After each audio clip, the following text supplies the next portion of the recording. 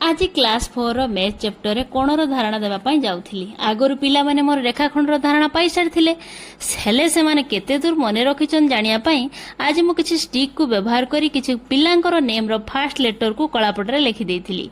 आ से स्टिक को व्यवहार करी पिला माने निज नेम रो लेटर को तळे सजिया पई कहिथिली। आ सेही अक्षर रे केतोटी लेखा रेखाखंड सृष्टि होछि बोली प्रश्न पचारिथिली। केतोटी रेखाखंड अछि टिके गणिला? 5टा। 1 2 3 4 5 ता ना टिके कहि देलु। सब बाहु मानकर ना टिके कहि देलु। हां हां हां हां आ गुटे रेखाखंड केतोटी रेखाखंड हला? बाहु हला 5टी बाहु हला।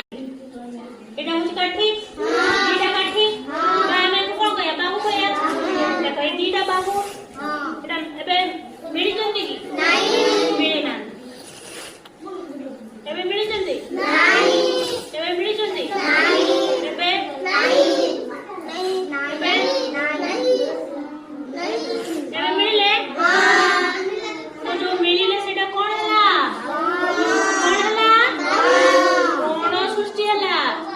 तो आमे कोन जानिले दुईटी काठी बा दुईटी बाहु जो बिंदु रे मिली जिवे बा मिसी जिवे आसीकी सेठी कोन सृष्टि होबो कोन सृष्टि होबो हला। एरा ओडे काठी दिला आ ओडे काठी आसीला देखो देखो देखो देखो मिली छि की नहीं कोन है कि ना नहीं एबे है छि को बिंदु रे मिलन है छि तंकर